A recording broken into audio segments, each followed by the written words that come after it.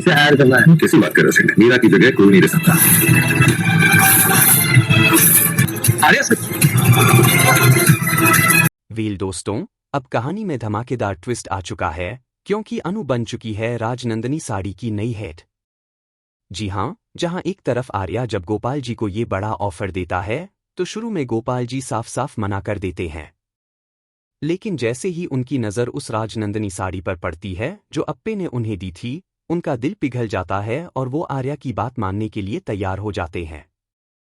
उधर दूसरी तरफ अब आर्या खुद मीरा को मनाने के लिए जाने वाला है ताकि उसे वापस कंपनी में लाया जा सके।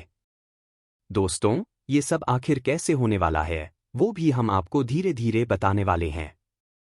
पर अगर आप चैनल पर नए हैं तो पहले चैनल को सब्सक्राइब कर दीजिए और वीडियो को लाइक भी कर दीजिए। अब जहां एक तरफ आर्या अनु को अपने दिल की बातें बताना चाहता है, वहीं अनु भी सच बताने के लिए बेचैन है कि उसने मैसेज नहीं भेजा था, बल्कि विपिन और सिमन ने उसे बुलाने के लिए मैसेज किया था।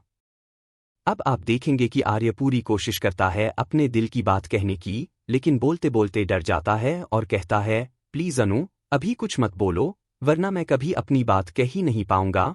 तो वहीं अनु भी कहती है, सर, मेरी बात सुन लीजिए।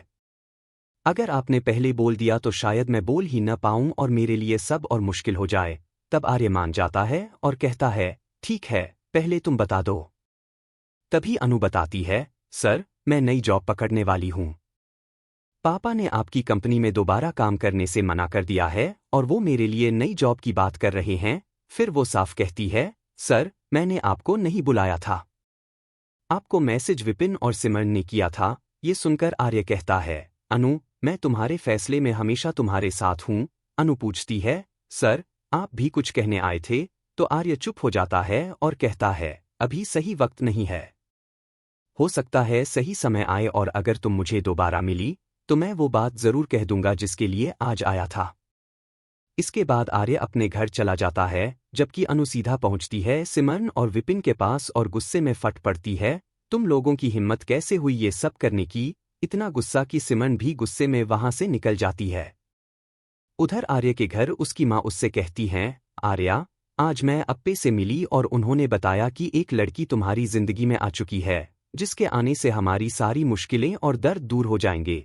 लेकिन आर्य अपने दिल की बात माँ को बताने की हिम्मत ही नहीं जुटा पाता कि जिस लड़की को वो अपनी जिंदगी में लाना चाहता है, वो तो खुद आना ही नहीं चाहती। उधर सिमरन को मनाने के लिए अनु उससे माफी मांगती है। सिमरन पहले तो नखरे दिखाती है और कहती है, ठीक है, पर उठक बैठ कर। जब अनु मना कर देती है तो सिमरन कहती है, ठीक है, तो फिर तू आर्य सर को फोन करके पूछ, वो कौन सी बात थी जो वो तुम्हें बताने वाले थे। मजबूरी में अनु फोन कर देती है। फोन उठाते ही आर्य कहता है, शायद गलती से कॉल आ गया, मैं काट देता हूं। लेकिन अनु तुरंत कहती है, नहीं सर, मैंने खुद कॉल किया है। तभी वहां गोपाल जी आ जाते हैं और पूछते हैं, अनु, किससे बात कर रही हो? अनु कहती है, मैं आर्य सर से बात कर रही थी। तभी गोपाल जी सख्त लहजे में कहते हैं, मुझे लगता है तुम्हें आर्य सर से बात नहीं करनी चाहिए, वरना नई नौकरी में तुम्हारा मन नहीं लगेगा। पुरानी बातें भूल जाओ, यही अच्छा है। अब आगे आप देखेंगे कि अनु इंटरव्यू की तैयारी कर रही होती है और अपने आप से सवाल पूछ रही होती है, जिस कंपनी में मैं काम करती थी उसका एनुअल टर्नओवर क्या है?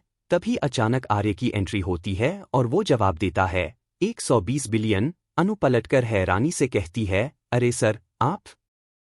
आर्य बताता है कि वो अनु को राजनंदनी साड़ी का बिजनेस हेड बनाने आया है।